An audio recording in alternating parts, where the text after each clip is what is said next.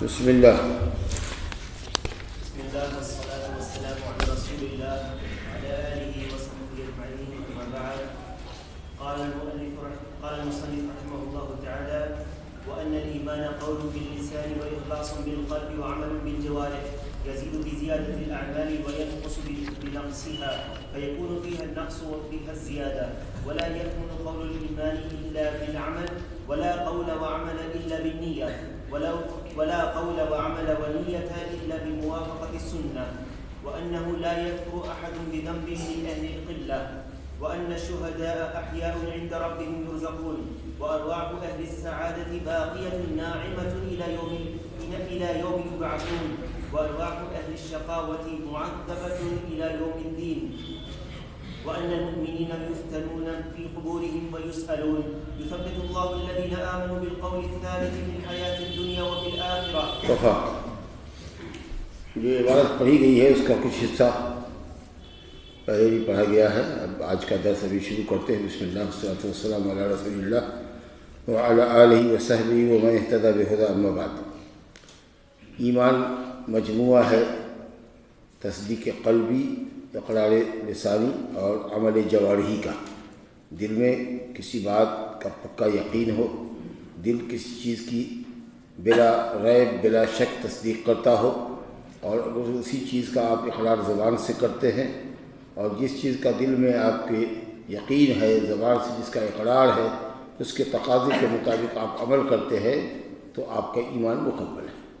جب ہم اللہ رب العالمین کی وحدانیت کی گواہی دیتے ہیں کہ اللہ ایک اکیلا معبود حقیقی ہے، تو اس حقیقت پر ہمارے دل کو مطمئن ہونا چاہیے، شک اور شبہ سے بالکل پاک ہونا چاہیے، اور اللہ وحدہ لا شریک لہ کے الہ حق ہونے کی گواہی دینی چاہیے. اشہد ان لا الہ الا اللہ وحدہ لا شریک لہ.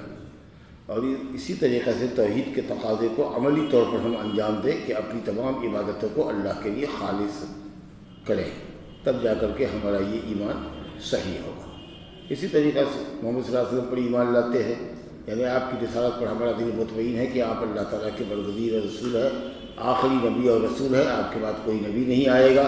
آپ کی رسالت کی گواہی زبان سے دیتے، اشہد ان محمد رسول اللہ وانہ خاتم النبیین، اور اس کے بعد محمد صلی اللہ علیہ وسلم کی رسالت کی گواہی کے جو تقاضے ہیں کہ آپ کی لائی ہوئی باتوں کی تصدیق کریں، آپ کے حکموں کو بجا لائیں، آپ کی منع کردہ چیزوں سے باز رہیں، آپ کی بات پر کسی کی بات کو مقدم نہ کریں، اور اللہ سبحانہ و تعالیٰ کی عبادت آپ کے بتائے ہوئے طریقے کے مطابق کریں. اگر یہ ہم کرتے ہیں تو ہمارا ایمان بالرسول صحیح ہوتا ہے. تو یہ ہے ایمان کی حقیقت. لیکن میں نے آپ سے عرض کیا تھا کہ کچھ لوگوں نے عمل کو ایمان سے نکالا ہے تو بالکلیہ نکال دیا. کچھ لوگوں نے تعریف میں عمل کو داخل نہیں کیا ہے، لیکن بد عملوں کے لیے گناہ کا یقین ان کو ہے کہ جس طریقہ سے گنہگار مومن اللہ کے نزدیک عذاب سے دوچار ہو سکتا ہے، وہ بھی کہتے ہیں. لیکن تعریف جو انہوں نے کی ہے، جس کو فقہا میں مرجئہ کہتے ہیں کہ عمل کو انہوں نے مؤخر کر دیا، نکال دیا ایمان سے، یہ قول اپنے آپ میں ایک بدعی قول ہے، محدث قول ہے. سلف میں اس کی کوئی مثال نہیں ملتی. امام بخاری رحمۃ اللہ علیہ نے کہا کہ میں نے 1000 مدرسین سے ملاقات کی، 1000 شخص سے حدیث لی اور سنی ہے، مگر اس میں کہ ہر کسی کو میں نے اسی عقیدے پر پایا کہ ایمان قول و عمل کا نام ہے، ایمان قول و عمل کا نام ہے، ایمان قول و عمل کا نام. کوئی ایک شخص، ایک بندہ بھی نہیں ملا جو یہ کہتا ہو کہ عمل ایمان سے خارج ہے. تو عمل کی اتنی بڑی اہمیت ہے. اب قرآن مجید میں بطور خاص ایمان کے ساتھ عمل کا ذکر کیا ہے. ہر چند کے ایمان کے اندر عمل داخل ہے، لیکن عمل کی اہمیت کو اجاگر کرنے کے لیے کہ مومنوں کے درمیان تفاوت عمل کے ذریعے ہی ہوگا، اور عمل پر زیادہ فوکس ہونا چاہیے، لوگوں کو زیادہ نیک اعمال کی بجائے عمل پر توجہ دینا چاہیے. اس لیے وہ عامل الصالحات کی الگ سے اللہ تعالیٰ نے وضاحت فرمائی ہے. پھر اس کے بعد فرمایا کہ ایمان اعمال سے بڑھتا ہے اور عمل کی کمی سے گھٹتا ہے، یا گناہوں کی کثرت سے گھٹتا ہے. اعمال صالحہ کی اگر قلت ہے تو بھی ایمان گھٹے گا، اور اعمال سیئہ کی اگر کثرت ہے تو بھی ایمان آپ کا گھٹے گا جی. اور اگر نیک اعمال کی کثرت ہے اور گناہ کی قلت ہے تو آپ کے ایمان کے اندر قوت اور مزید استحکام آئے گا. اللہ نے کہا انما المؤمنون الذین اذا ذکر اللہ وجلت قلوبهم وَإِذَا تُلِيَتْ عَلَيْهِمْ آيَاتُهُ زَادَتْهُمْ ایمانا. مومن وہ ہے کہ جب اللہ کا ذکر کیا جائے تو ان کے دل دہل جائے، اور جب اللہ کی آیتیں تلاوت کی جائے ان پر تو ان کے ایمان میں اضافہ ہو۔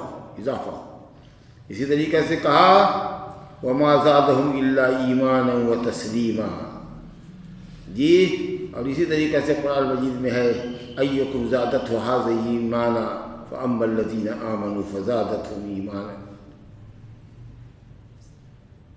تو قرآن مجید میں متعدد آیتیں ہیں جو زیادتی ایمان کی صراحتاً وضاحت کرتی ہیں، اور ایمان کی کمی کی کیا دلیل ہے تو وہ دلیل دیکھ لیجئے۔ حضرت ابو سعید خدری رضی اللہ عنہ کی روایت مسلم کے اندر کہ من رأى منکم منکرا فلیغیرہ بیدہ فإن لم يستطع فبلسانہ فإن لم يستطع فبقلبہ وذلک اضعف الایمان۔ یہ ہے ایمان کی کمی کی دلیل کہ جو گناہ کو دیکھے، منکر کو دیکھے، اس کو چاہیے کہ طاقت سے مٹائے۔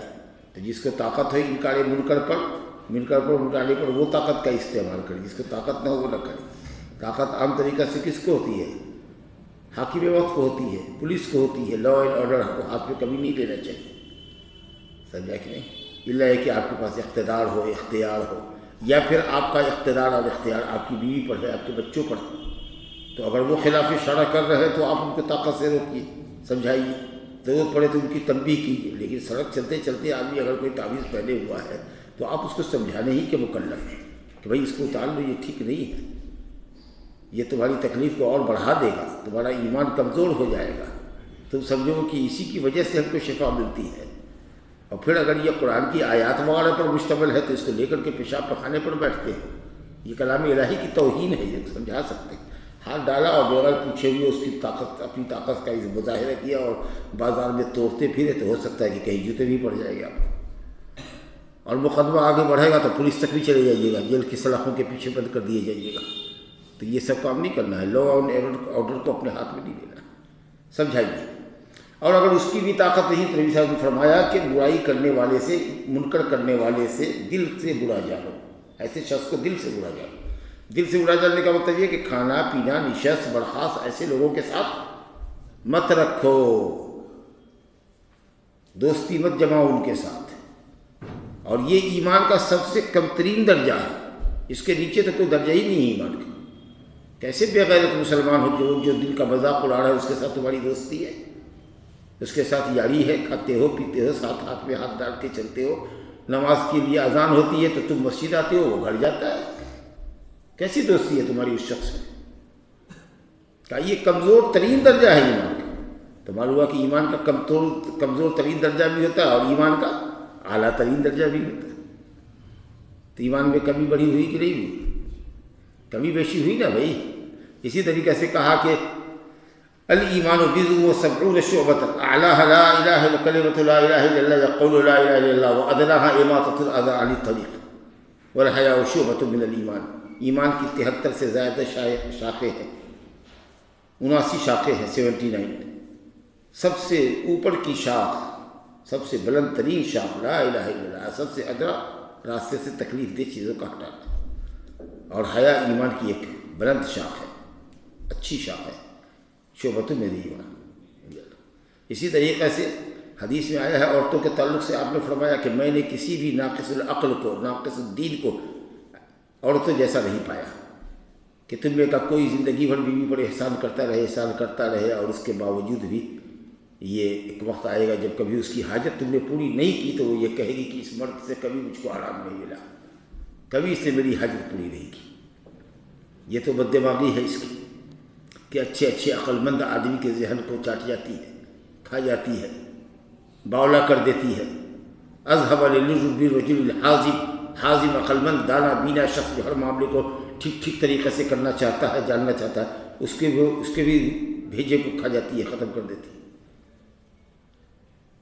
سب نہیں ہوتی ہے، بعض عورتیں ایسی ہوتی ہیں، سمجھا کہ بعض بہت نیک ہوتی ہے، نیکی کے کام پر بڑی تعاون کرنے والی ہوتی ہے، ماشاءاللہ۔ اللہ تعالیٰ ہم سب کی بیویوں کو نیک صالح بنائے، بھلائیوں پر معاون اور مددگار بنائے۔ تو آپ کا اور کہا کہ صاحب حیض کی حالت میں نفاس کی حالت میں نماز نہیں پڑھتی ہیں، روزہ نہیں رکھتی ہیں، تو نماز تو اللہ نے معاف کیا ہے لیکن روزے کی قضا ہے۔ لیکن بہرحال اگر معاف بھی ہے نماز حائضہ سے تو نماز پڑھنے کا ثواب تو نہیں ملے گا.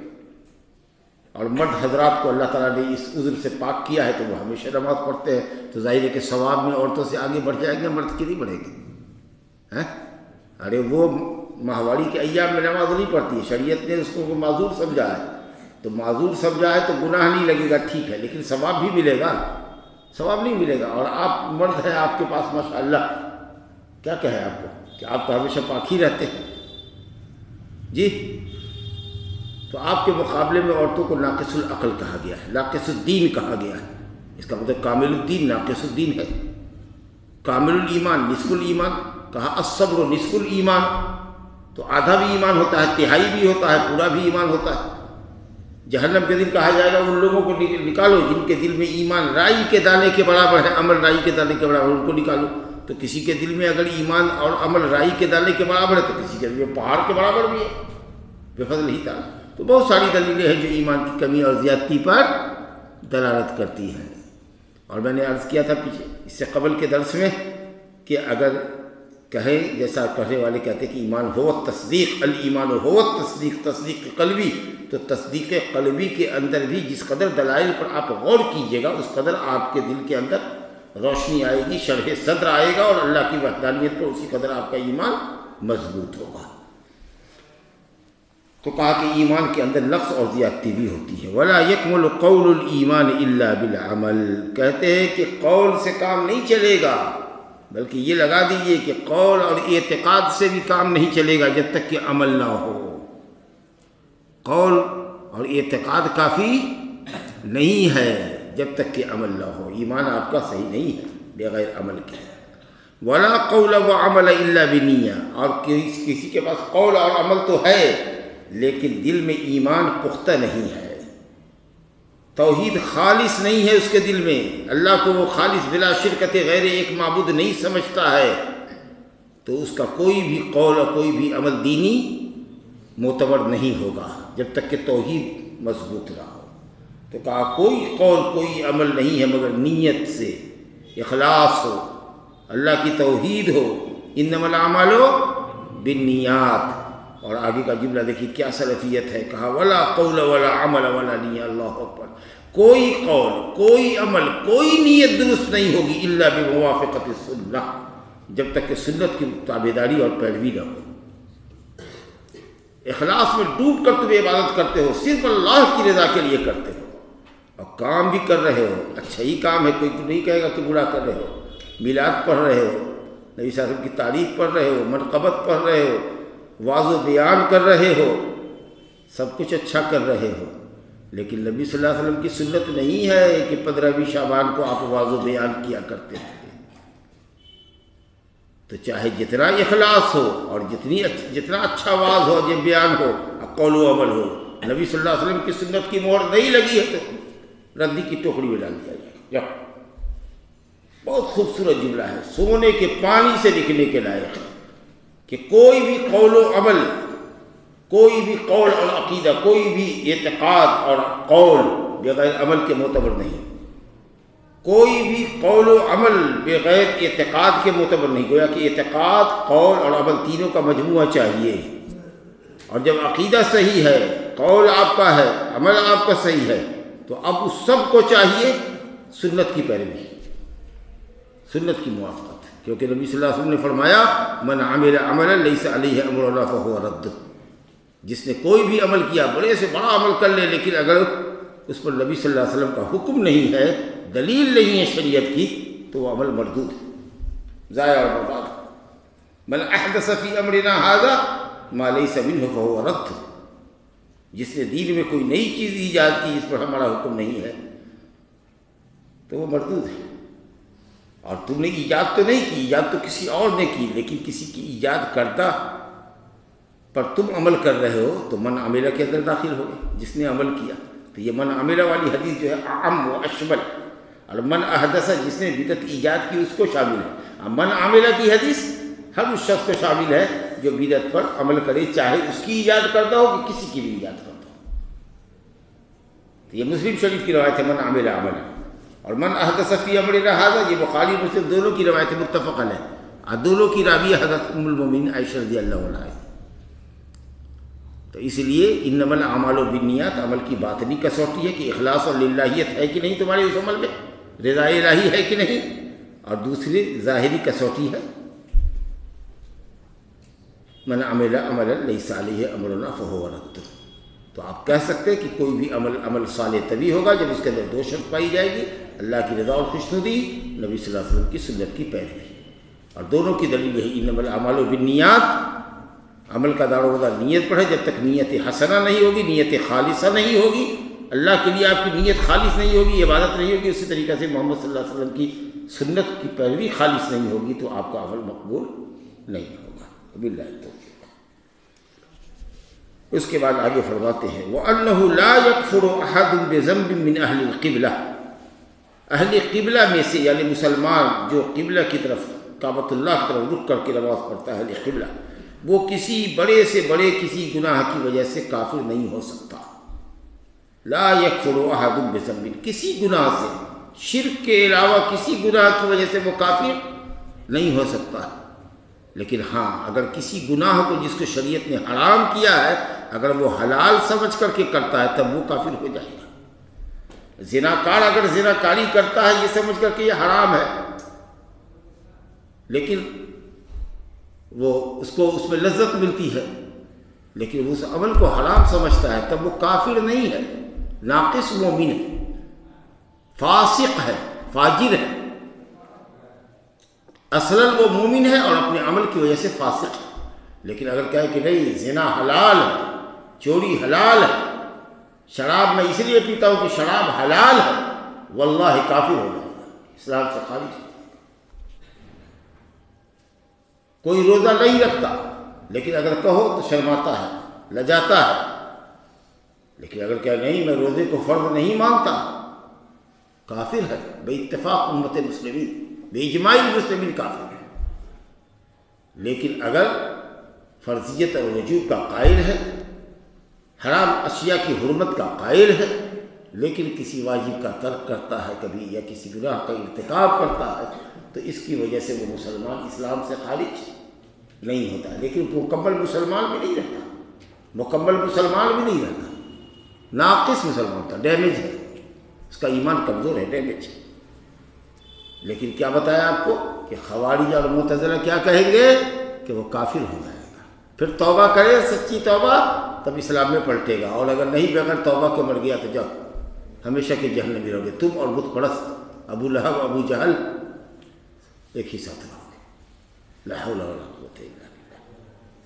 تو یہ ایمان کے تعلق سے بات تھی، قول و عمل اور اعتقاد کے مجموعے کا نام ہے. اور ایمان اعمال صالحہ سے بڑھتا ہے اور اعمال سیئہ سے گھٹتا ہے.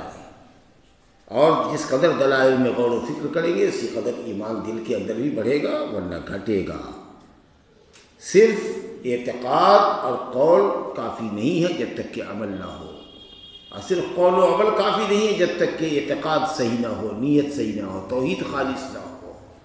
اور قول اور عمل اور اعتقاد صحیح نہیں ہے جب تک کہ نبی صلی اللہ علیہ وسلم کی سنت کی پیروی نہ ہو. اللہ اکبر. اور کوئی بھی مسلمان کسی گناہ کی وجہ سے بشرطے کہ اس گناہ کو وہ حلال نہ سمجھتا ہو، کسی گناہ کے ارتکاب کی وجہ سے وہ دائرہ اسلام سے باہر نہیں جائے گا. مومن ہی رہے گا لیکن فاسق مومن رہے گا، کامل مومن نہیں ہوگا. ان حقائق کے بعد اب جو بات آپ کے سامنے آئی ہے حقیقت، وَأَنَّ الشُّهَدَاءَ أَحْيَاءٌ عِنْدَ رَبِّهِمْ يُرْزَقُونَ، کہتے ہیں شہداء جو اللہ کے راستے میں معرکے میں کفار کے مقابلے میں لڑتے ہوئے، چاہے وہ کفار مشرکین بت پرست ہوں یا یہود و نصارہ ہوں، مجوس ہو، کوئی بھی ہو، کفار کی کوئی سی بھی قسم ہو، شہداء ان سے لڑتے ہوئے جام شہادت نوش کرنے والے معرکے کے شہید، احیاء عند ربہم یرزقون، وہ اپنے رب کے پاس زندہ ہے، روزی پا رہے ہیں، یعنی عالم برزخ میں وہ زندہ ہے. اور زندہ کی حقیقت اللہ جانے، برزخ میں جو زندہ ہے وہ کیسی زندگی ہے وہ اللہ جانے. دنیا کی زندگی الگ ہوتی ہے، برزخ کی زندگی الگ ہوتی ہے، آخرت کی زندگی الگ ہوگی. دنیا میں جسم کو زیادہ آرام ملتا ہے، آدمی اپنے جسم کو آرام زیادہ پہنچاتا ہے روح کے مقابلے میں.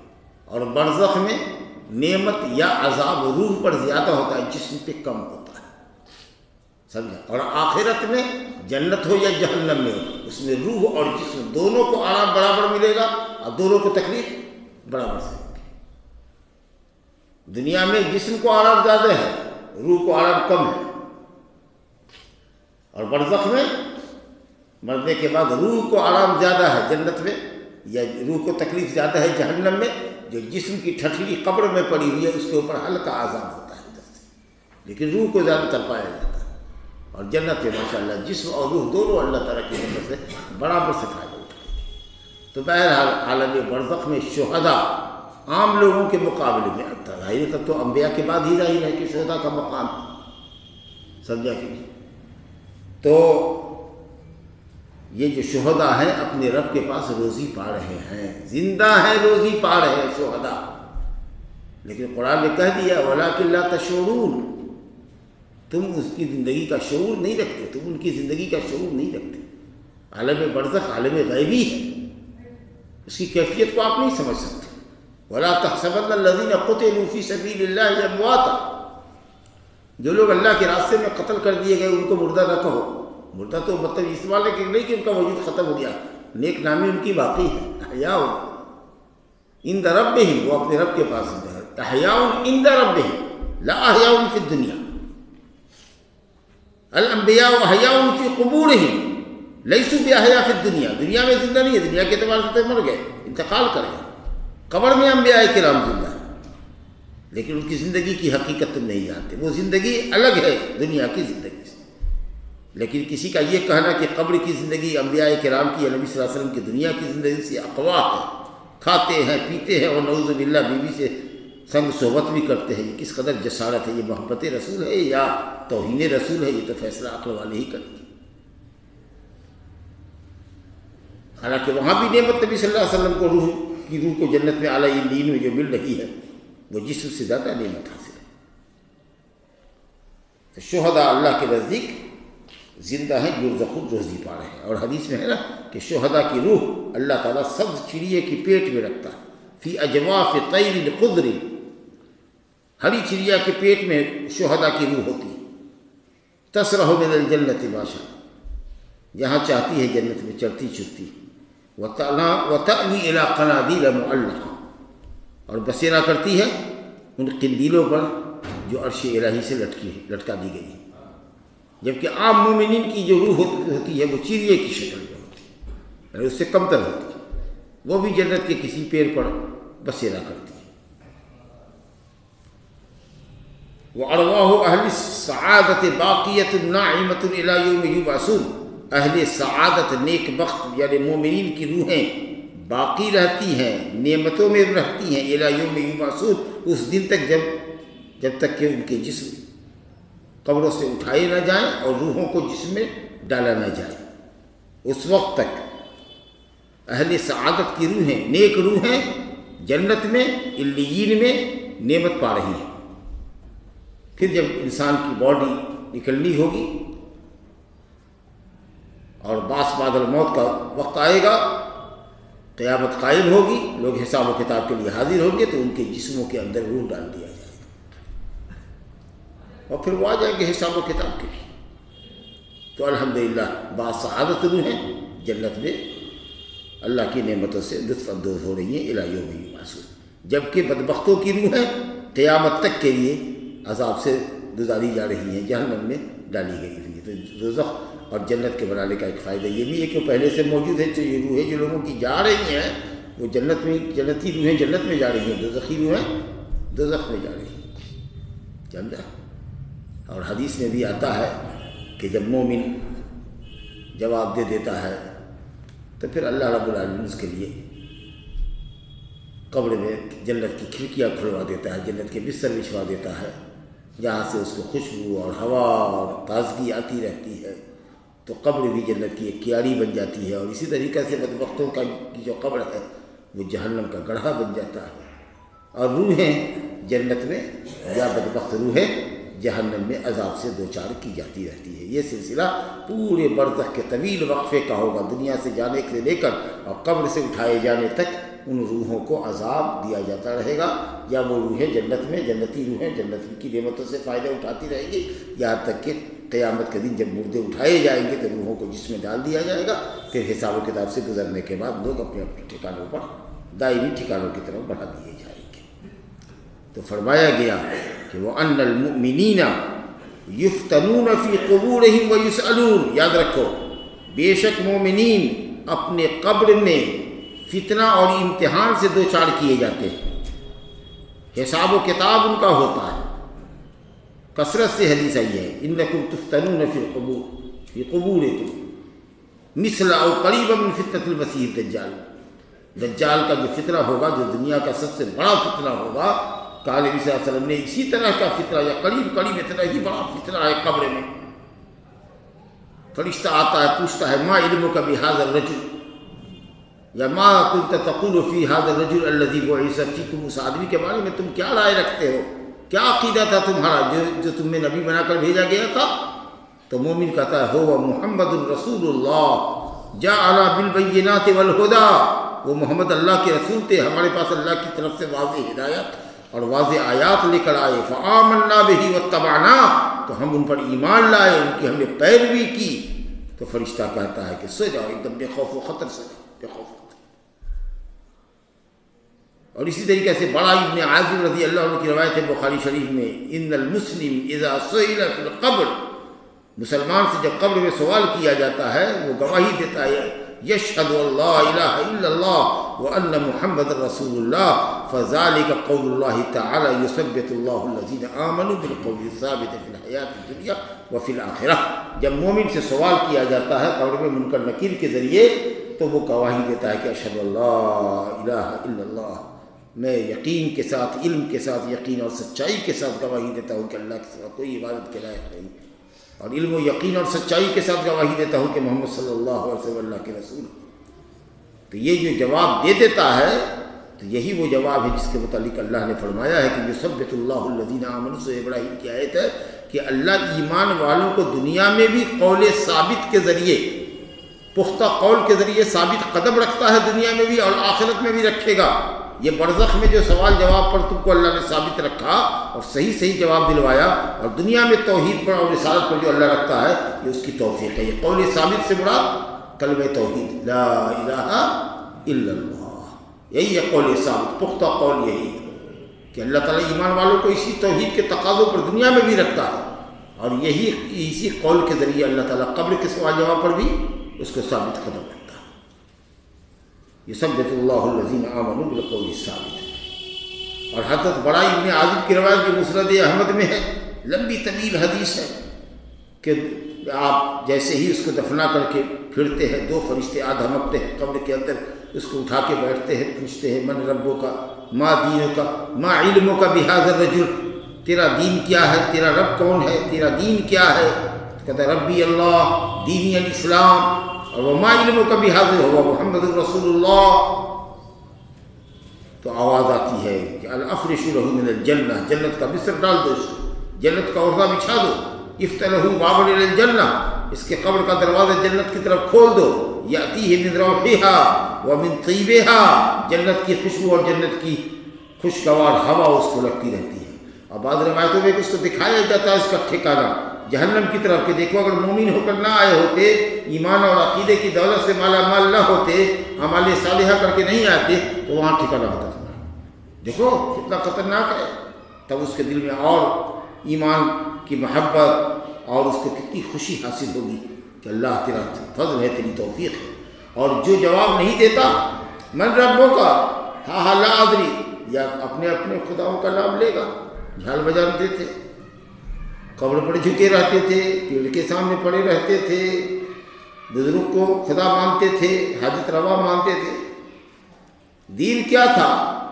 رسم و رواج کا دین تھا، میلاد کرنا دین تھا، حال قال کرنا دین تھا ہمارا، یہی سب جواب اوٹ پٹان دے گا، ہاں لا ادری لا ادری کہے گا، تو کہے گا چل جہنم کھڑکی کھولو جی، جہنم کی گرم ہوا لگے گی اس کو، جہنم کا بستر بچھاؤ اس کو، آگ پہ لٹاؤ اس کو، آگ کا عہدہ ڈالو، اور للچانے کے لیے، اس کی حسرت کو بڑھانے کے لیے، نفسیاتی ٹارچر جس کو کہتے ہیں کرنے کے لیے کہا جائے گا، وہ دیکھو جنت دیکھ رہے ہو، اگر نیک ہوتے، ایمان اور توحید والے ہوتے تو وہاں ٹھکانہ ہوتا تمہارا، لیکن بدبختو تم یہاں آئے ہو تاکہ اس کے اور اذیت پہنچائی جائے۔ ایک تو جوتا لگ رہا ہے اور دوسرے نمک بھی زخم پر چھڑکا جا رہا ہے، اس کو کیا کہتے ہیں؟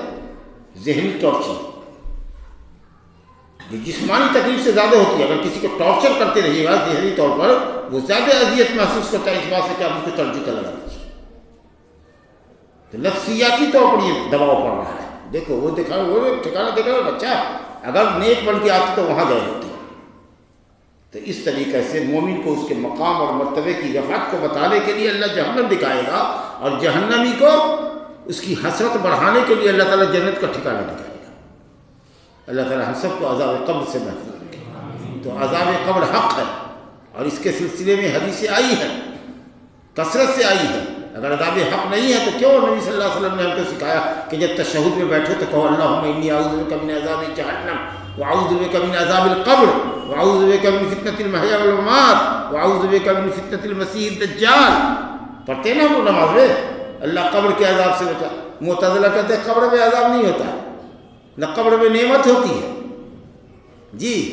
تو ایک سنی کو ایک معتزلی پر جنازہ پڑھنے کا اتفاق ہوا تو اس نے دعا کیا جنازے میں کہ اللہ آج اس کو عذاب قبر ضرور سکھائیے گا، تاکہ کم سے کم مرنے کے بعد اس کو یقین ہو جائے کہ عذاب قبر حق ہے، کیونکہ یہ عذاب قبر کے اوپر ایمان نہیں رکھتا تھا، یہ عذاب قبر پر ایمان نہیں رکھتا تھا، نعوذ باللہ من ذلک۔ تو عمل کے اعتبار سے قبر جنت کی کیاری بنتا ہے، اور بدعملیوں کی وجہ سے وہ جہنم کا گڑھا بنتا ہے۔ اللہ تعالیٰ حد نگاہ تک ایمان والوں کی قبروں کو کشادہ کر دیتا ہے، اور بے ایمانوں کی قبروں کو اتنا تنگ کر دیتا ہے کہ تختلف اذراعہم، ان کی ہڈیاں، ان کی پسلیاں ایک دوسرے کے اندر پیوست ہو جاتی ہیں، اتنی تنگ ہو جاتی ہے زمین اس کے قبر کی، سمجھ؟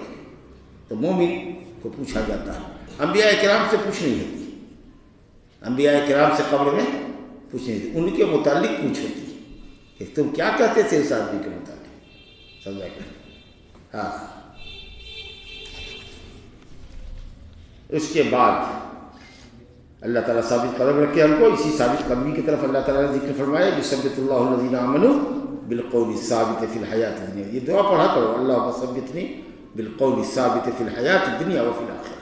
اللہ دنیا میں بھی قول ثابت کے ذریعے قائم رکھ، باقی رکھ ہم کو جی، ثابت قدم رکھ، اور آخرت میں بھی یعنی برزخ میں بھی، قبر میں بھی ہم کو قول ثابت کے ذریعے ثابت قدم رکھ۔ اور وہ قول ثابت کیا ہے؟ قول لا الہ الا اللہ، اللہ کی توحید کے اوپر دنیا میں بھی رکھ، اور مرنے کے بعد بھی منکر نکیر کے سوال کے جواب میں رکھ۔ اور یہ جو 3 سوال ہوتے ہیں نا، اسی 3 سوال کے تفصیل کے، اسی 3 سوال کے تعلق سے تفصیلی معلومات فراہم کرنے کے لیے شیخ الاسلام محمد بن عبد الوہاب کا ایک رسالہ ہے ثلاثۃ الاصول، الاصول الثلاثہ وادلتها، اور ان تینوں کا ذکر حضرت عباس بن عبد المطلب کی حدیث میں آیا جو مسلم میں ہے، من رضی باللہ ربا، من رضی باللہ ربا وبالاسلام دینا وبمحمد صلی اللہ علیہ وسلم نبی ورسولا، تو فرمایا اس سے پہلے ذاق طعم الایمان، من رضی باللہ ربا، اس نے ایمان کی مٹھاس چکھ لی، اس نے ایمان کی حلاوت چکھ لی، جس نے گواہی، جس نے اللہ کو رب بنا لیا، محمد صلی اللہ علیہ وسلم کو نبی بنا کر راضی ہے، اور دین اسلام کو دین اسلام سے حیثیت سے راضی ہے۔ یہ دیکھیے، اللہ، رسول اور دین اسلام، ربی اللہ، دینی الاسلام و نبی محمد، اگر اس کے اوپر تم راضی ہو، خوش ہو، ان کے تقاضوں کو پورا کر رہے ہو، تو دنیا میں ایمان کی مٹھاس مل جائے گی، ایمان کی لذت ملے گی۔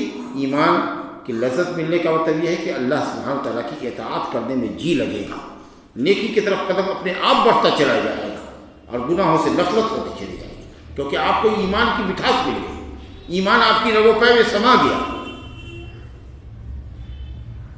ذاق طعم الایمان، اس نے ایمان کی چاشنی چکھ لی، حلاوت چکھ لی، جس نے اللہ کو رب بنا کر، جو رب بنا کر راضی ہوا، جس نے محمد صلی اللہ علیہ وسلم کو اپنا رسول اور اسلام کو اپنا دین بنایا۔ اللہ تعالیٰ ہم سب لوگوں کو اس حدیث کا مصداق بنائے۔ اس کے بعد پڑھیے آگے۔ قال رحمه الله: وإن على العباد حفظة يكتبون أعمالهم ولا يسقط شيء من ذلك عن علم ربهم، وأن ملك الموت يقبض الأرواح بإذن ربه، وأن خير القرون القرن الذين رأوا رسول الله صلى الله عليه وسلم وآمنوا به، ثم الذين يلونهم ثم الذين يلونهم، وأفضل الصحابة الخلفاء الراشدون المهديون أبو بكر ثم عمر ثم عثمان ثم علي رضي الله عنهم أجمعين. ويجب أن لا يذكر أحد من صحابة الرسول صلى الله عليه وسلم إلا بأحسن ذكر، والإمساك عما شجر بينهم، وأنهم أحق الناس أن يلتمس لهم أحسن المخارج ويظن بهم أحسن المذاهب، والطاعة لأئمة المسلمين من ولاة أمورهم وعلمائهم، واتباع السلف الصالح واقتفاء آثارهم، والاستغفار لهم، وترك المراء والجدال في الدين، وترك كل ما أحدثه المحدثون. کفاک. اب یہاں سے ذکر کر رہے ہیں ایمان بالملائکہ کا ذکر ہے. ایمان کے اہم ارکان میں سے ایک رکن ایمان بالملائکہ ہے، فرشتوں پر ایمان لانا. کہا وَأَنَّ عَلَى الْعِبَادِ حَفَظَةً يَكْتُبُونَ أَعْمَالَهُمْ. اللہ رب العالمین نے بندوں پر محافظین مقرر کیے ہیں، محافظین مقرر کیے ہیں جن کو کرامن کاتبین بھی کہتے ہیں. کرامن کاتبین یعلمون ما تفعلون، جو ہمارے دائیں اور بائیں کندھوں پر ہے. عن الیمین وعن الشمال قعید ما یلفظ من قول الا لدیہ رقیب عتید. نگراں ہے، بڑا مضبوط فرشتہ.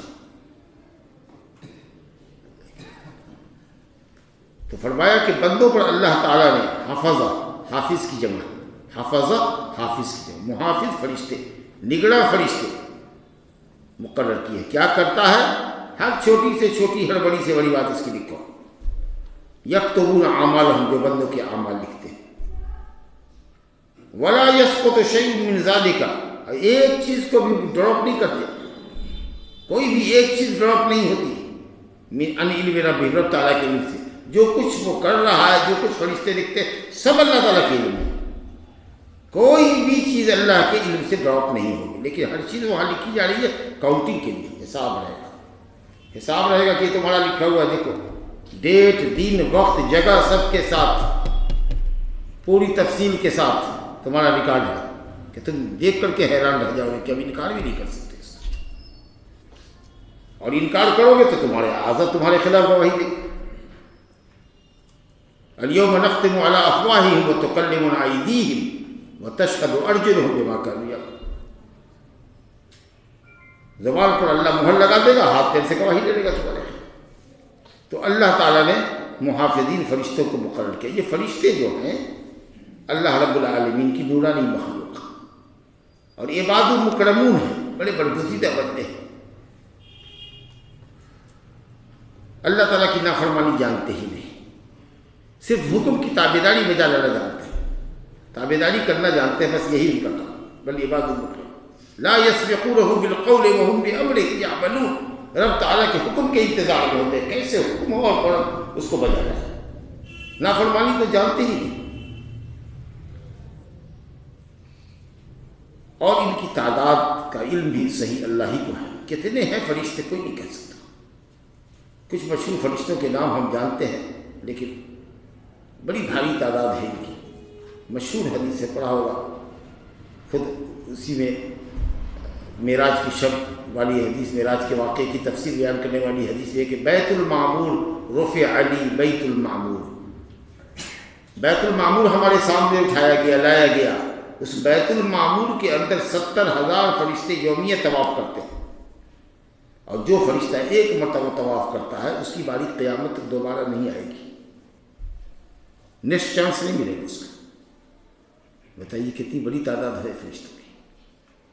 اور دوسری حدیث ہے یوتا بھی جہنم لائی جائے گی، 70,000 لگامیں اس میں لگی ہوں گی جس کو فرشتے کھینچ کر کے لا رہے ہیں. کتنی بڑی جہنم ہوگی، کتنا بڑا کڑا ہوگا، کتنا ڈیپ ہوگا. 70,000 لگامیں لگی ہوں گی اس میں، اور ہر لگام کے اوپر 70,000 فرشتے ہوں گے جو اس کو کھینچ رہے ہوں گے. اور کتنے طاقتور ہوتے ہیں فرشتے، غور کیجیے.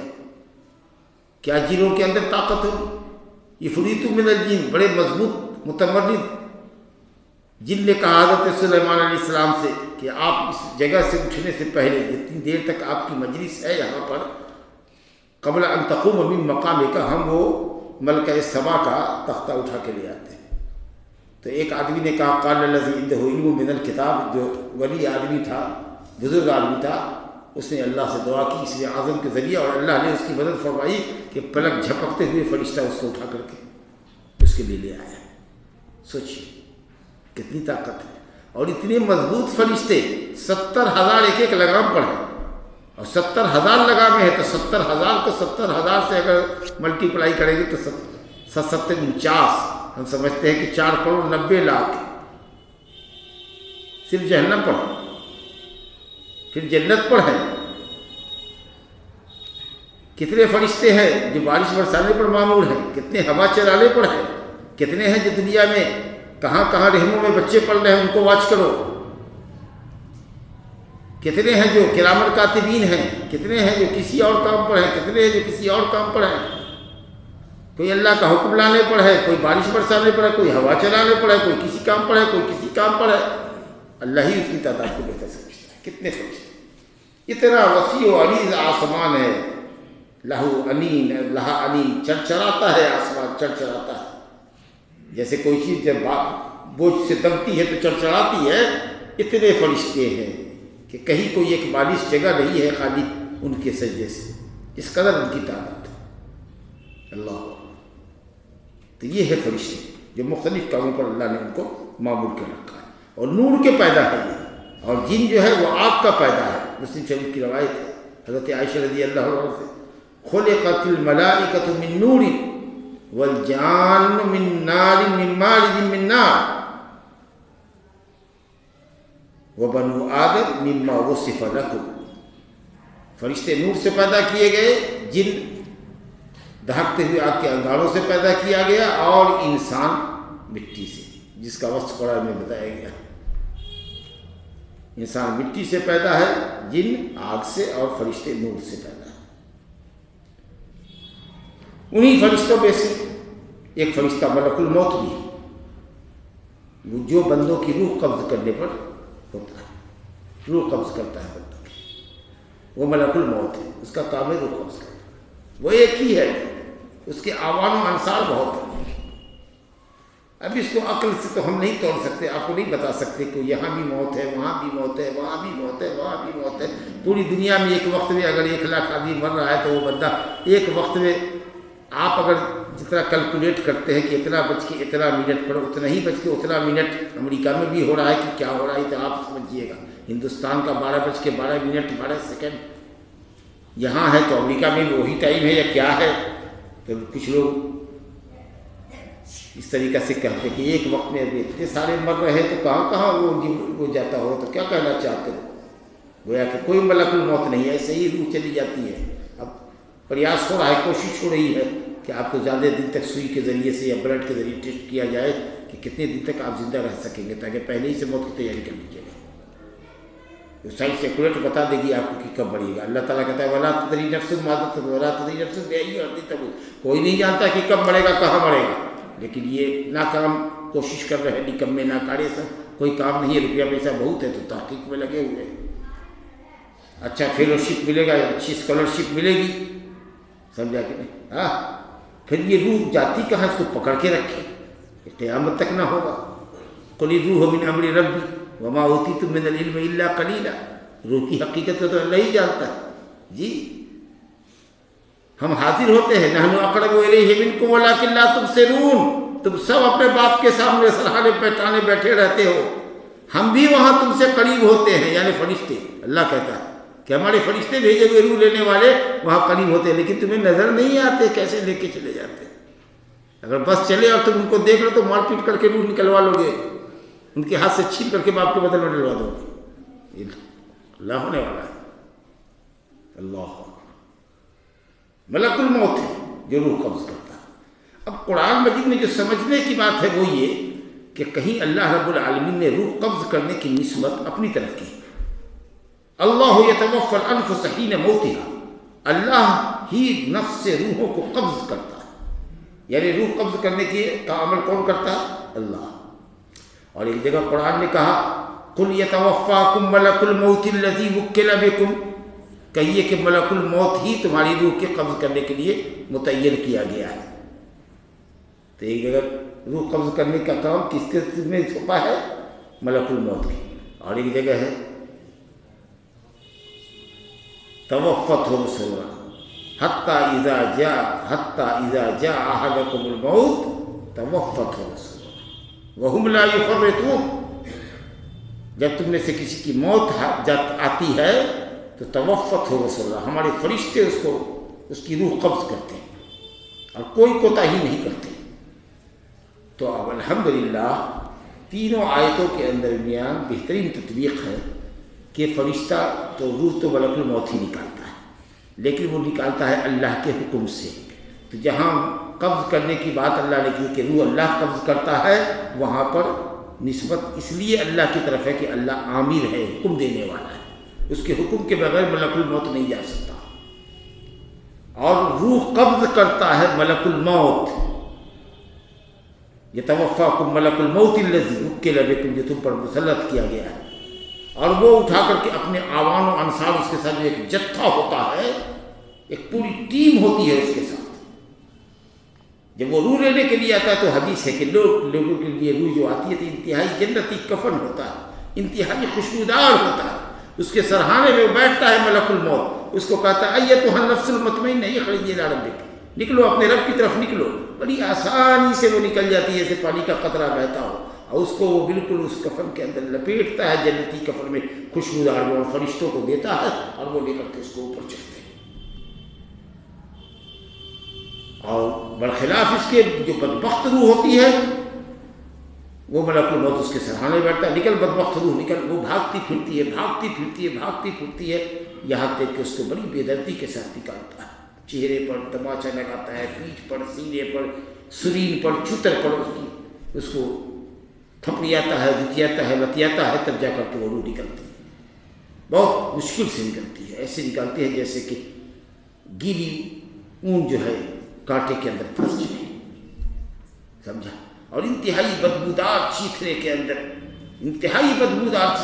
اس کو لپیٹتا ہے، جس کے لیے آسمان کا دروازہ نہیں کھولا جاتا اور کہا جاتا ہے اس کو پھینک دو وہیں سے نیچے، تحت الثری کے اندر سجین ہے جہنم میں، وہاں جل جاتی ہے، آسمان پر اس کو چڑھنے کی اجازت نہیں ہوتی، نعوذ باللہ من ذالک۔ تو اللہ کے حکم سے ملک الموت، اس کا نام کیا ہے نہیں جانتے لوگ، کہتا ہے اسرائیل، اب کیا معلوم اسرائیل نام کا کون فرشتہ ہے اس کا نام رکھ دیا، اسرائیل آ گیا، موت کا فرشتہ آ گیا۔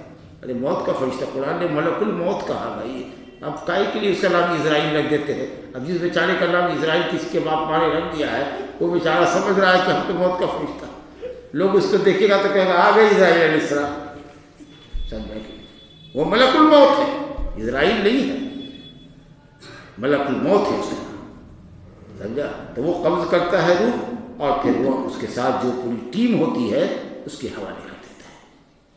تو یہ ہے نسبت اللہ نے جہاں اپنی نسبت کی ہے، اور وہ رب تعالیٰ کے حکم سے روح نکالتا ہے اور جہاں لے جانا ہے وہاں لے جاتا ہے۔ تو بہرحال یہ فرشتے ہیں اللہ کے۔ اچھا، یہ فرشتے جو ہے نا، یہ پر والے ہیں، ان کے پاس پر ہے، یہ پروں سے اڑتے ہیں، کسی کے 2 پر، کسی کے 3 پر، کسی کے 4 پر، حضرت جبریل امین کے 600 پر۔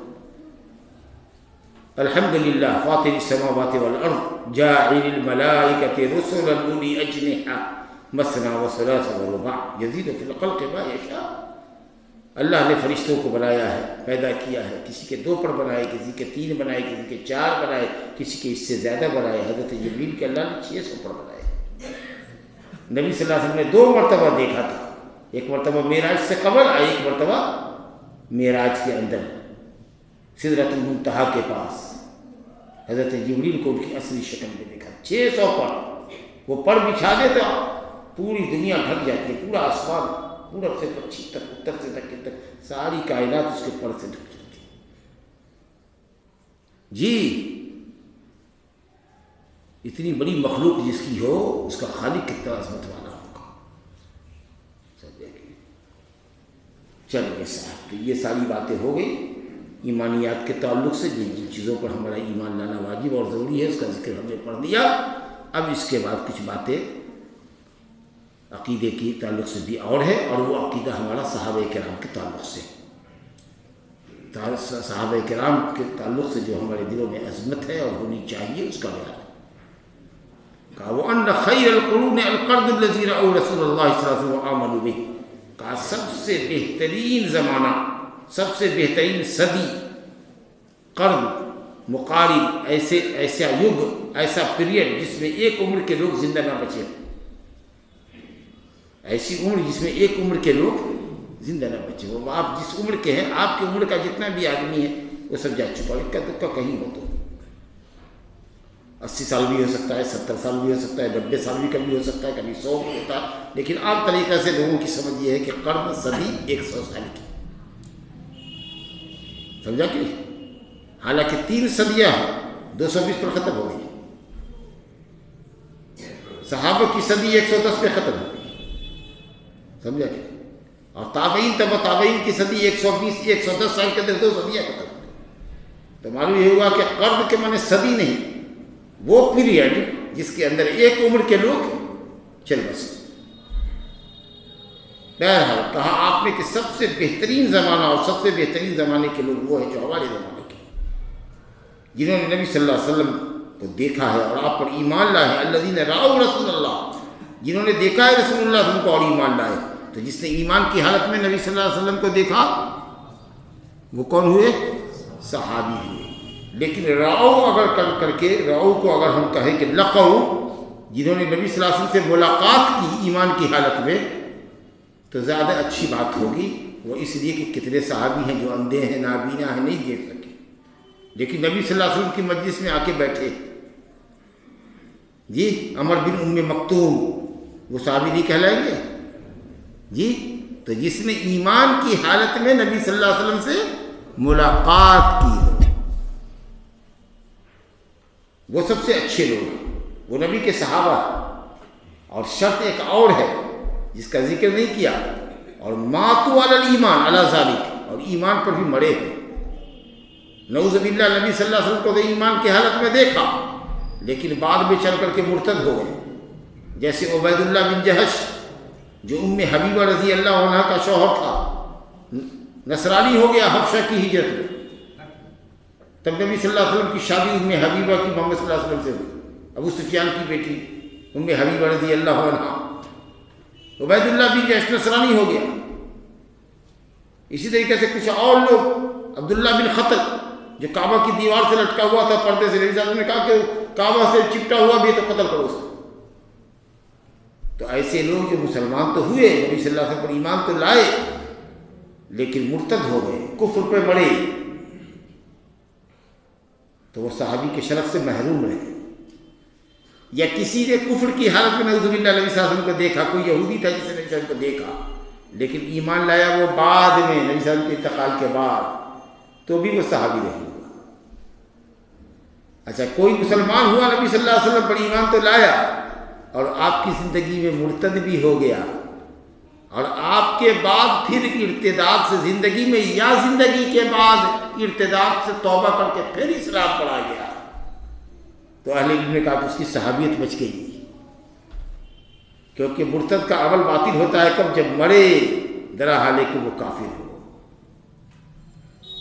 لیکن وہ مرا نہیں کفر پر، مرتد تو ہوا لیکن پھر بعد میں اسلام پر آ گیا، اور نبی صلی اللہ علیہ وسلم کو ایمان کی حالت میں دیکھا تھا، اس نے ایمان کی حالت میں دیکھا تھا، بعد کو مرتد ہو گیا، پھر آپ کی دنیا سے رخصت ہونے کے بعد ایمان میں آ گیا، وہ صحابی رہا تھا۔ سمجھا؟ نبی صلی اللہ علیہ وسلم کو کسی نے دیکھا جب آپ کی لاش مبارک تھی، زندگی میں آپ کو نہیں دیکھا، مرنے کے بعد آپ کو دیکھا، تب صحابی کی شرف سے محروم رہا۔ زندگی میں دیکھا ہو ایمان کی حالت میں، کوئی خواب میں نبی صلی اللہ علیہ وسلم کو دیکھتا ہے، وہ صحابی کے شرف سے مشرف نہیں ہوگا۔ اب صحبت الگ الگ ہوتی ہے، کسی کی لمبی صحبت تھی، کسی کی شارٹ تھی، کوئی بچہ تھا، کوئی بڑا تھا، کسی نے غزوات میں شرکت کی، کسی نے غزوات میں شرکت نہیں کی، کسی نے روایت حدیث کا شرف حاصل کیا، کسی نے حدیث آپ سے روایت نہیں کی، وہ سب صحابی ہیں۔ وہ سب کے سب صحابہ. یہ ٹھیک ہے کہ ان کے درمیان تفاوت ہے، فضیلت ہے. مجموعی اعتبار سے صلح حدیبیہ سے پہلے کے جتنے صحابہ ہیں وہ بعد میں آنے والے صحابی کے مقابلے میں افضل ہے. اور جو جتنا اسلام سے قریب ہے اور جس کی جتنی خدمت اسلام سے ہے وہ اپنے دوسرے کی نسبت زیادہ اونچا مقام رکھتا ہے. لا یستوی منکم من انفق من قبل الفتح وقاتل، وہ جس نے فتح سے پہلے، فتح سے مراد صلح حدیبیہ جس کو اللہ نے فتح مبین کہا، انا فتحنا لک فتح مبینہ، صلح حدیبیہ کو فتح مبین کہا. اس سے پہلے جو مسلمان ہوئے وہ اور جو ایمان لائے صلح حدیبیہ کے بعد اور قتال کیا، جنگ میں گئے، وہ دونوں برابر نہیں ہو سکتے، لیکن اللہ نے سب کے لیے جنت کا وعدہ کیا. تو تمام صحابہ کے تعلق سے ہمارا ایمان اور عقیدہ ہے کہ مجموعی اعتبار سے، اجمالی اعتبار سے ہم یہ کہہ سکتے کہ تمام صحابہ جنت میں ہیں. لیکن نام لے کر کے کہنے کی اگر بات ہوگی تو صرف اتنے ہی لوگوں کا نام لے لیں جن کا نام نبی صلی اللہ علیہ وسلم نے لیا. ابو بکر فی جنہ، عمر فی جنہ، عثمان فی جنہ، علی فی جنہ، اس طریقے سے نام دیا ہے نا اپنے عشرہ مبشرہ کا. اور کچھ اور صحابہ کا مختلف موقعوں پر نام دیا کہ یہ فلان جنتی ہے. نام بائی نے ویسے ہی لیں گے، ورنہ عمومی طور پر وہی کہیں گے جو اللہ نے کہا وَكُلًّا وَعَدَ اللَّهُ الْحُسْنَىٰ.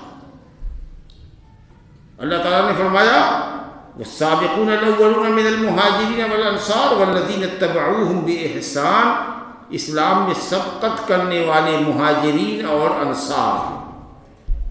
یہ سبقت کرنے والے کون؟ صلح حدیبیہ سے پہلے والے لوگ جنہوں نے مکہ چھوڑ کے ہجرت کی اور جو مدینہ میں تھے، اوس اور خزرج والے جن کی اسلامی خدمت کے نتیجے میں اللہ نے ان کو اور رسول نے لقب انصار کا دیا.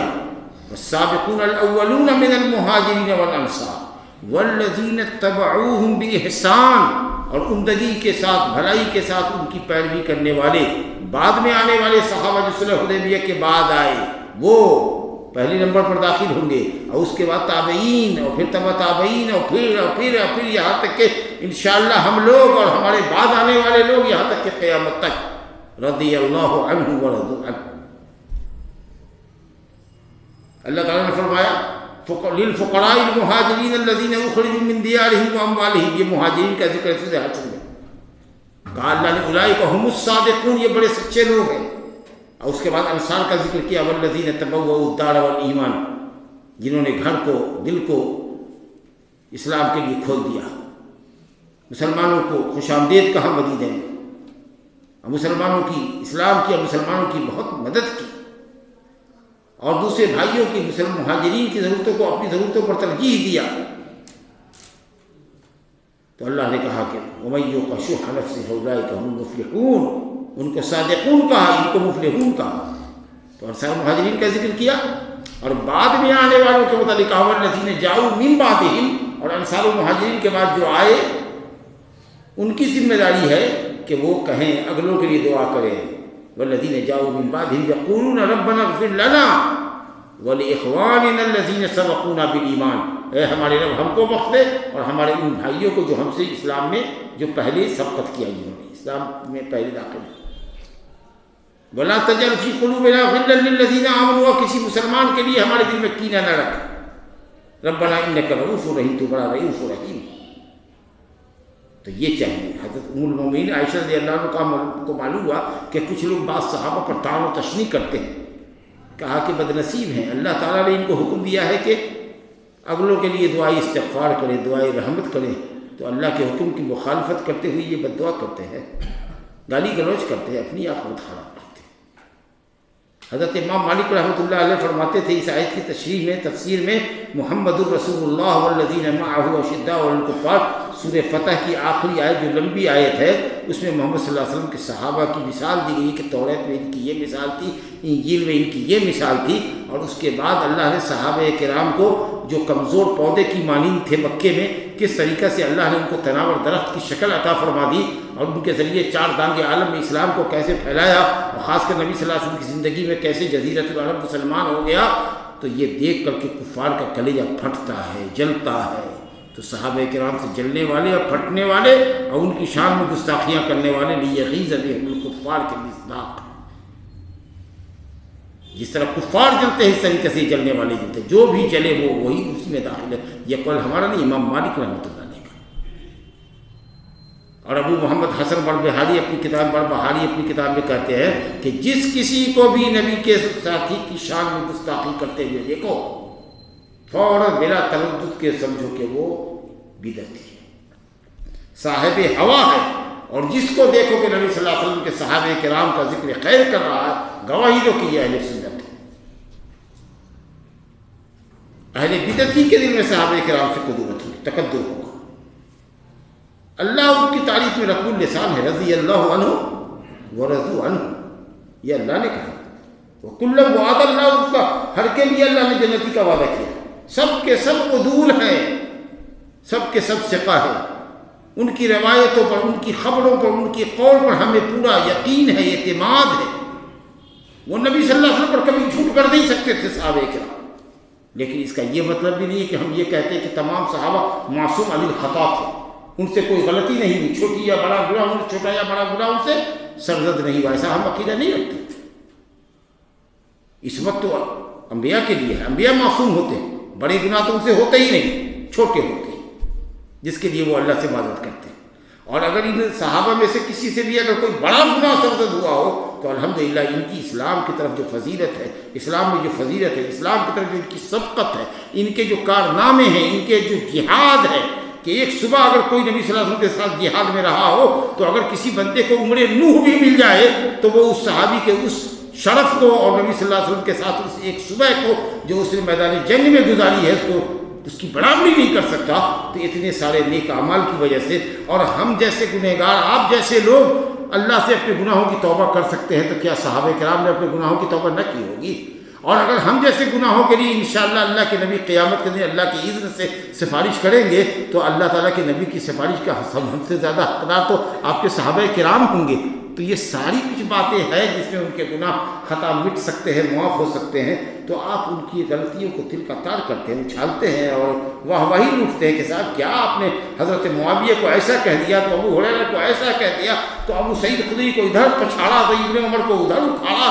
تو آپ سمجھ رہے ہیں کہ قابلیت ایک ہے، یہ شیعیت ہے، واللہ رافضیت ہے، بدعت ہے، جو اس طرح کی حرکتیں لوگ کرتے ہیں۔ حضرت امام طحاوی حنفی عالم ہے، کہتے ہیں کہ نبی صلی اللہ علیہ وسلم کے صحابہ کرام سے محبت کرنا ہمارے ایمان کا جز ہے۔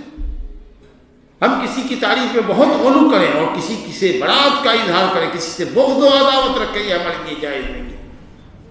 جس کا جو مقام ہے اس کو اس کے مقام پر فائز رکھیں۔ جانو حبہم دین و ایمان و احسان و بغضہم کفر و نفاق و عدوان، ان سے محبت کرنا دین ہے، ایمان ہے، احسان ہے، اور ان سے نفرت کرنا کفر ہے، نفاق ہے، عدوان ہے، زیادتی۔ اللہ تعالیٰ صحابہ کرام کی عظمت اور محبت ہم لوگوں کے سینے میں ڈالے۔ پھر اس کے بعد افضلیت میں برتر میں کون ہے؟ ثم الذین یلونہم، پھر جو ان سے قریب ہے، لگتے ہیں، تابعین۔ ثم الذین یلونہم، پھر تبع تابعین۔ لیکن جیسے جیسے بعد کا زمانہ آتا گیا ہے خیر کم ہوتا چلا گیا ہے۔ جو صحابہ میں خیر تھا وہ تابعین میں نہیں رہا، جو تابعین میں ہے وہ تبع تابعین میں نہیں ہے، جو اس کے بعد اتباع تبع تابعین میں ہے وہ اس کے بعد والے میں نہیں ہے۔ اور آج جو اس امت کے اندر ہے وہ بعد میں آنے والوں کے درمیان نہیں رہے گی۔ جیسے جیسے لوگ زمانے نبوت سے دور ہوتے چلے جائیں گے، خیر سے اسی قدر دور ہوتے چلے جائیں گے۔ رضی اللہ عنہ صحابت رسول اللہ صلی اللہ علیہ وسلم وارضاہ، کہتے ہیں اس کے بعد حضرت مؤلف رحمۃ اللہ علیہ، وافضل الصحابہ علی الاطلاق، افضل الصحابہ، تمام صحابہ میں سب سے افضل خلفائے راشدین ہیں، نیک خلفاء ہے جو ہدایت یافتہ، اور وہ نیک خلفاء ہدایت یافتہ جن کے ہدایت یافتہ ہونے کی سرٹیفکیٹ نبی صلی اللہ علیہ وسلم دی۔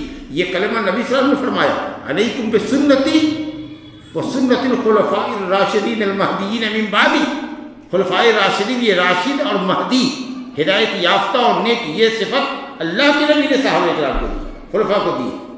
وہ ابو بکر ہیں، عبداللہ بن ابو قحافہ، عبداللہ بن عثمان، عبداللہ ابو بکر، عبداللہ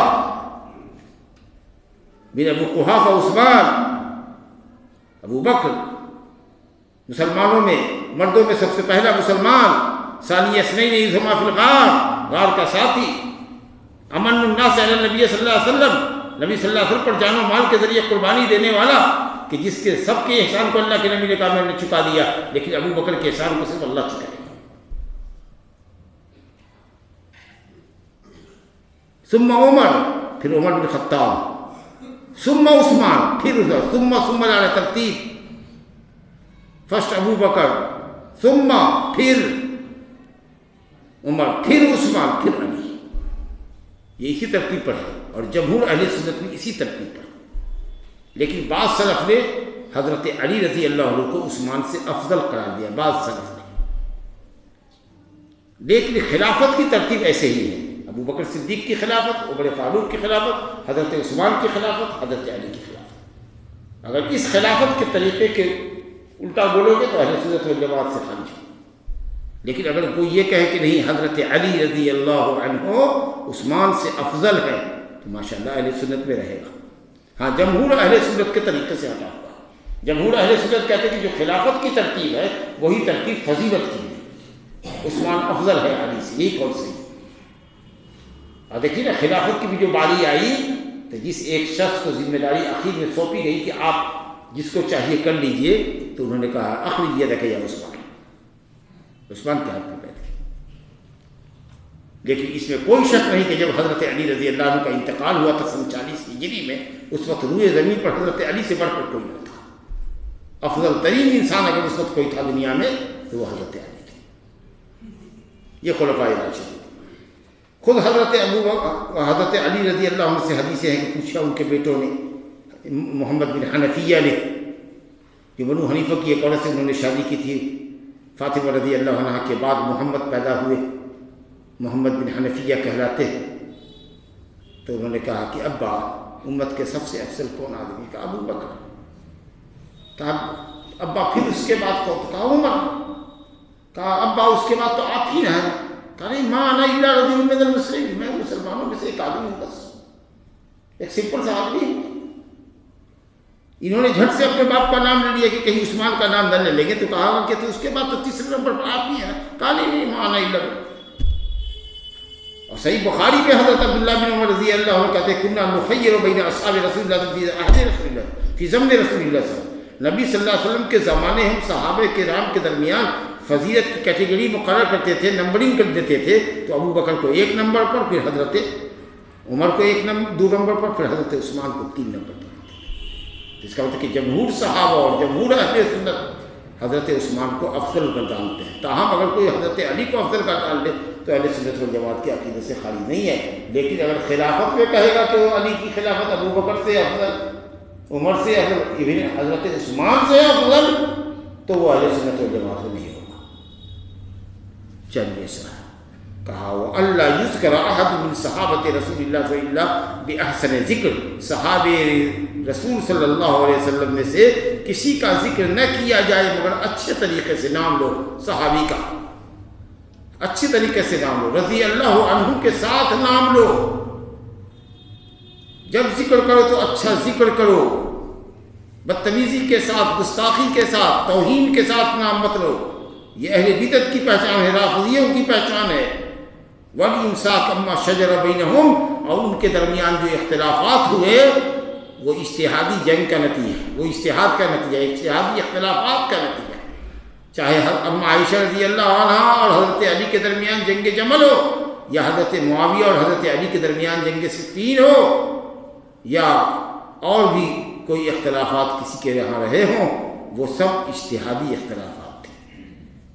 عقیدہ اہل سنت والجماعت یہ ہے کہ ان کی اختلافی مسائل میں کچھ نہ بولو، محاکمہ کرنے بیٹھ گئے اور جس کو چاہا زیر کر دیا، جس کو چاہا زبر کر دیا، اور جس کو زیر کیا تو اتنا زیر کیا کہ اس کی مٹی تک پلید کر دی، حضرت عثمان کی مٹی پلید کر دی، اقربا پروری کا الزام لگایا، خلافت و ملوکیت لکھنے والے نے، اور لکھا خلافت و ملوکیت میں رہوار قلم اتنا تیز کر دیا، بے لگام قلم کو کر دیا کہ جشن منایا شیعوں نے ایران کے اندر۔ اس کتاب لکھ رہا ہے سنی کا مولوی، پاکستانی مولوی، اور جشن منا رہے اس کتاب کو خوشی۔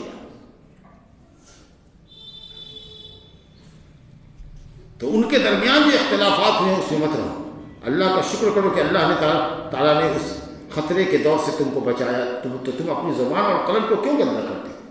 جن کے قدموں کی دھول بھی تم نہیں ہو، ان پر کیوں بحث کرتے؟ وَأَنَّهُمْ أَحَقُّ النَّاسِ أَن يُلْتَمَسَ لَهُمْ أَحْسَنُ الْمَخَارِجِ، سب سے اچھے دنیا کے وہ لوگ ہیں، سب سے اچھے لوگ وہ ہیں کہ ان کے لیے کوئی عذر تلاش ہو، کہ ان کی کچھ مجبوریاں نہیں ہوں گی، کچھ تو مجبوریاں نہیں ہوں گی، یوں کوئی بے وفا نہیں ہوتا۔ حضرت علی رضی اللہ عنہ سے خلافت نہیں کی تسلیم نہیں کی حضرت معاویہ نے یا حضرت عائشہ نے یا طلحہ نے یا زبیر نے، تو ان کی اپنی مجبوری تھی، اور وہ سب اللہ کے پاس جا چکے ہیں، وہ سب اللہ کے پاس جا چکے ہیں۔ ہم کون ہوتے ہیں ہم محاکمہ کرنے والے؟ ججمنٹ کا دن تو اللہ کے یہاں مقرر، اور سب نبی کے صحابہ جو مصیب ہیں، جو درستگی پر ہیں، وہ دوہرے اجر کے مستحق ہیں، اور جنہوں نے اجتہادی غلطی کی وہ بھی ایک اہل اجر کے مستحق ہیں۔ تو ان کے لیے عذر تلاش ہو، اچھا عذر تلاش ہو کہ یہ وجہ رہی ہوگی، اچھا گمان رکھو ان کے متعلق، کبھی بدگمان مت ہو۔ اور اس کے بعد عقیدہ اہل سنت والجماعت کا ایک بڑا زبردست مسئلہ جو عصمت کا بالکل بڑا ٹاپک ہے، جو معتزلہ نے اور خوارج نے پیدا کیا ہے کہ نوجوانوں کو حکمرانوں کے خلاف بڑھلا، گناہ کے چونکہ گناہ کے مرتکب کو یہ کافر کہتے ہیں، تو مان لو بالفرد مان لو کہ اگر معلوم ہوا کہ کسی اسلامی حکمران نے شراب کی دکان اپنے یہاں کھلوا دی، مثال کے طور پر کسی نے کچھ اور گناہ کا کام کروا دیا، یہ گناہی کا کام کروایا ہے، اس کے لیے دعا کرو، کچن اچھال سکتے ہو، گالیاں دے سکتے، دعا نہیں کر سکتے کہ اللہ اس کو توفیق دے دے، دکان بند کروا دے۔ اللہ تعالیٰ دلوں کو پھیرنے والا ہے۔ تو اولی الامر کی حکمرانوں کی اطاعت مسلمانوں پر واجب ہے، اگر اس کی اطاعت آپ پر واجب نہیں ہے تو آپ کو کرٹیسائز کرنے کا بھی حق نہیں، چھوڑ دیجیے اس کے حل پر۔ جو لوگ جہاں رہ رہے ہیں وہ اپنے حکمرانوں کو جھیل رہے ہیں، کیسے جھیل رہے ہیں؟ آپ کے پیٹ میں یہاں سے کیوں درد پیدا ہو رہا ہے؟ ہم یہ کر رہے ہیں۔ اگر آپ دعا نہیں کر سکتے ہیں تو بد دعا کیوں کر رہے ہیں؟ گالیاں کیوں دے رہے ہیں؟ اپنی زبان کو کیوں خراب کر رہے ہیں؟ اطاعت آپ پر واجب ہے، اگر نہیں اطاعت کر رہے ہیں تو کون آپ کی نافرمانی پر آپ کو کون جوتا مار رہا ہے؟ لیکن کیوں کسی مسلمان کو گالی دے رہے ہیں؟ دعا بھی تو دے سکتے ہیں گمراہ کو۔ کوئی شرابی جا رہا ہے تو اس کو اے شرابی تم پر اللہ کی لعنت ہو، یہ نہ کہہ کر کے یہ نہیں کہہ سکتے اے شرابی اللہ تم کو ہدایت دے، تم کو نمازی بنا دے، تم کو سچی توبہ کی توفیق عطا فرمائے۔ دعا کرنی چاہیے۔ کہا کہ وقت نہیں ہوئی، لیکن یہ خوارج جو ہیں یہ بغاوت کا سر بلند کرتے ہیں، نوجوانوں کو غلغلاتے ہیں حکمراں کے خلاف تاکہ کچھ تو خون خوب ہو۔ جب قوم نکل جائے گی سڑکوں پر اور حکومت کہے گی پولیس کو گولیاں چلاؤ اندھادھند، تو جانیں ضائع ہوں گی کہ جانوں کی حفاظت ہوگی، عزت اور عصمت تار ہوں گی کہ عزت اور عصمت کی حفاظت ہو۔ فوضیت لا قانونیت کا راج ہوگا کہ امن اور شانتی پھیلے گی۔ کیا کر رہے ہو؟ کیا کروا رہے ہو لوگوں کو؟ وَالطَّاعَةُ لِأَئِمَّةِ الْمُسْلِمِينَ، عقیدہ اہل سنت والجماعت ہے کہ مسلمانوں کے جو حکمراں ہیں اور مسلمانوں کے جو علماء ہیں ان کی اطاعت ہم پر واجب ہے، لیکن انما الطاعة فی المعروف، بھلی باتوں میں۔ اگر خلاف شرع کہتا ہے کوئی عالم، خلاف شرع کہتا ہے کوئی حاکم، تو اس کی بات نہ مانو۔ لیکن بغاوت کس نے کہی کرنے کے لیے؟ خروج علی الحکام، حاکموں کے خلاف بغاوت کر رہے، فساد پھیلا رہے ہو اللہ کی زمین میں، قتل و خون پھیلا رہے ہو، تو یہ اولی الامر جن کی اطاعت کا اللہ نے حکم دیا قرآن مجید میں، یا ایھا الذین آمنوا اطیعوا اللہ واطیعوا الرسول واولی الامر منکم، جو تم میں لا اینڈ آرڈر والے علماء، کچھ لوگوں نے کہا علماء مراد ہیں کہ اصل میں تو علماء ہی حکم دیتے ہیں، اور کسی نے کہا عمراء ہیں، حکمراں ہیں، چلو علماء اور حکمراں دونوں ہی ہیں۔ علماء حکم نافذ کرتے ہیں، حکم دیتے ہیں، اور حکمراں اس کو نافذ کرتے ہیں، امپلیمنٹ کرتے ہیں، کرواتے ہیں۔ تو دونوں کی اطاعت ہم پر واجب ہے، معصیت کے کام نہیں، اطاعت کے کام۔ علیکم السمع والطاعۃ، سب اطاعت تم پر واجب ہے، فی المنشط والمکر، فی العسر والیسر، وعسرۃ علینا، تکلیف ہو، خوشحالی ہو، غم ہو، پریشانی ہو، خود یہ بادشاہ وقت اقربا پروری بھی کرتا ہو, کسی کو ترجیح بھی دیتا ہو داد و دہیش میں, تو بھی تم پر اطاعت واجب ہے. کہا یا رسول اللہ اگر وہ ہمارا حق نہ ادا کرتے ہوں, کہا تم اپنا حق ادا کرو ان کے تعلق سے, خیر خواہی کرو, ان کے حق میں دعائیں کرو, ان کے ساتھ وفاداری کرو, ان کی اطاعت کرو, ان کا حکم مانو, اور اپنے حق کا سوال اللہ سے کرو. یہ تو نبی صلی اللہ علیہ وسلم کی موجود ہے, بخاری مسلم کی ساری حدیث ہے.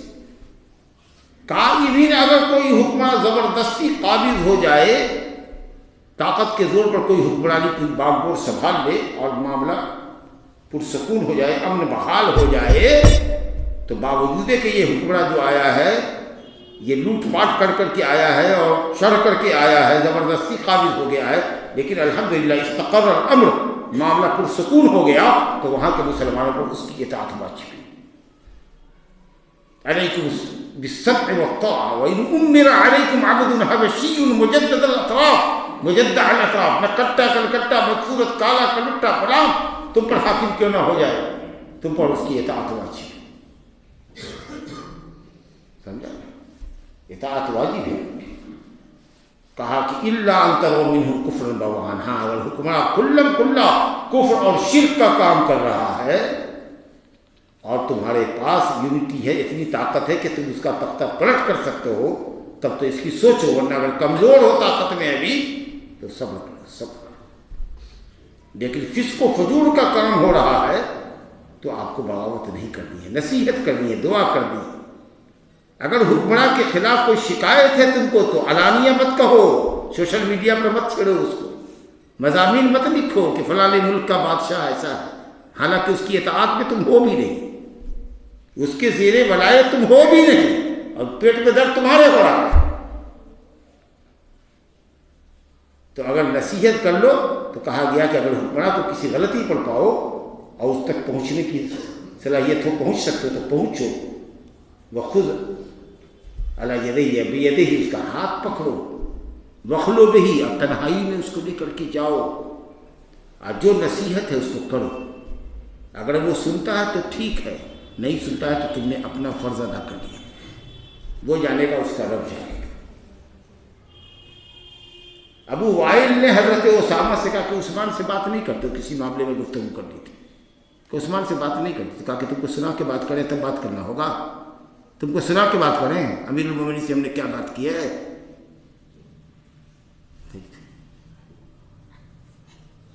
اگر ہم لکھنے لگے, اخبار میں اچھالنے لگے, سوشل میڈیا میں اچھالنے لگے, تو ہم نے تو قوم کو پاگل بنا دیا حکمراں کے خلاف, تو یہ خیر خواہی کہاں ہوگی.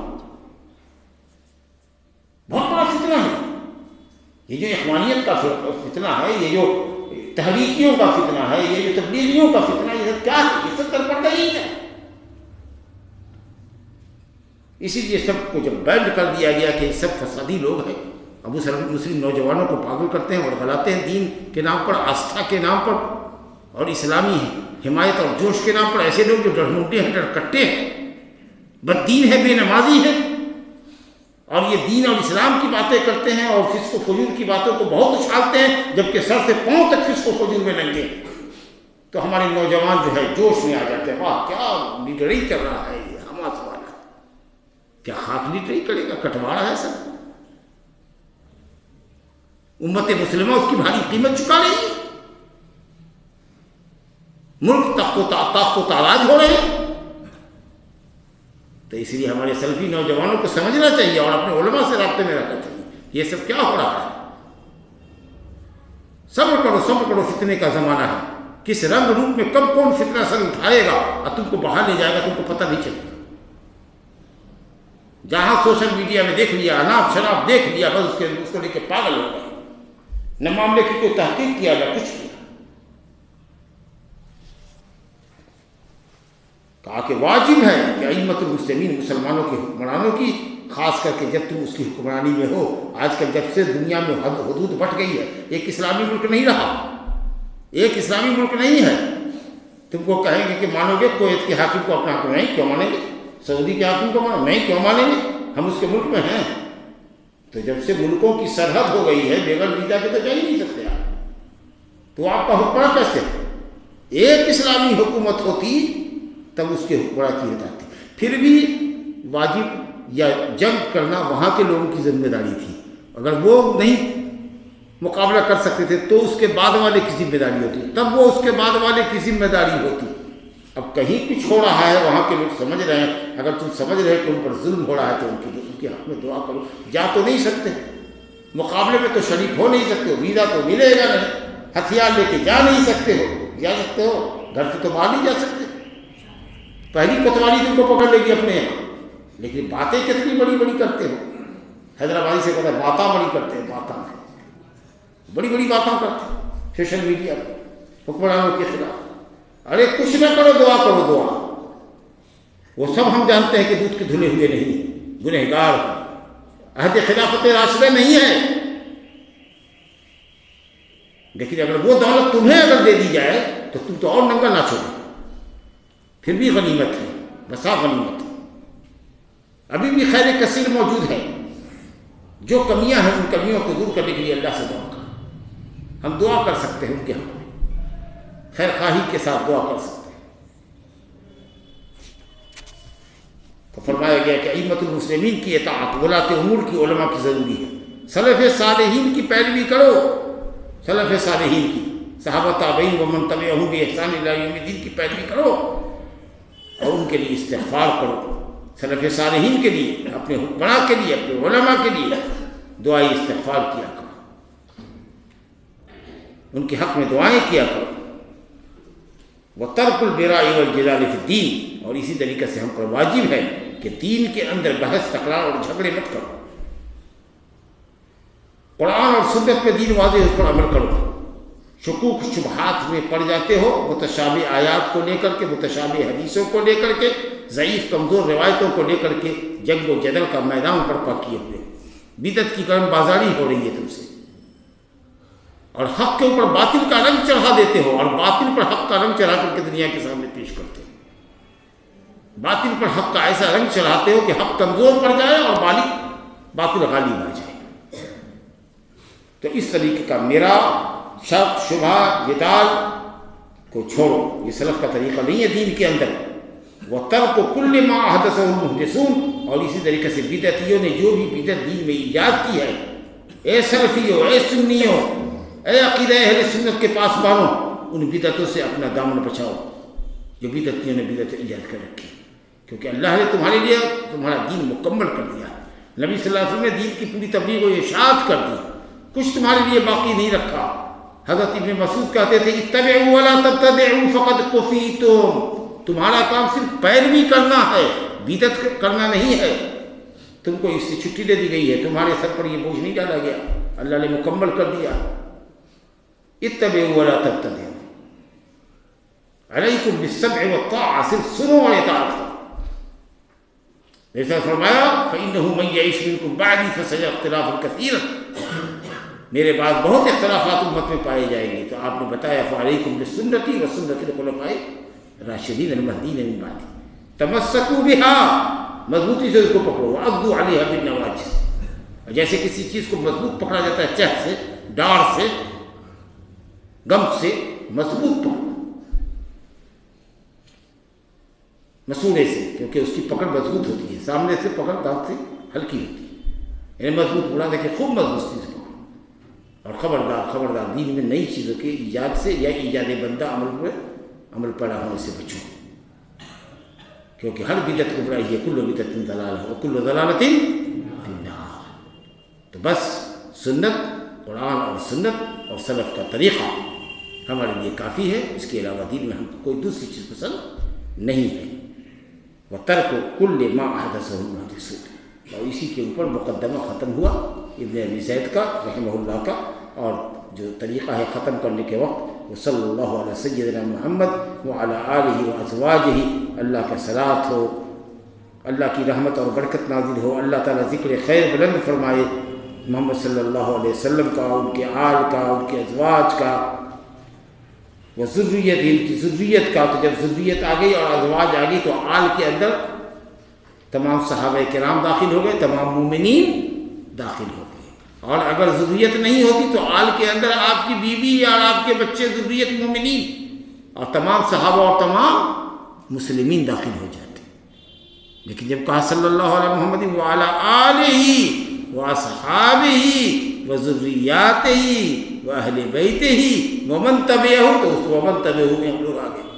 اور اگر کچھ نہیں ہے صلی اللہ علیہ محمد وعلی آلہ اجمعین، تو آل کے اندر الحمدللہ آپ کی اپنی اولاد اور روحانی اولاد، صحابہ تابعین اور تمام مومنین و مومنات سب کے سب صلاۃ و سلام کے اندر داخل ہو گئے.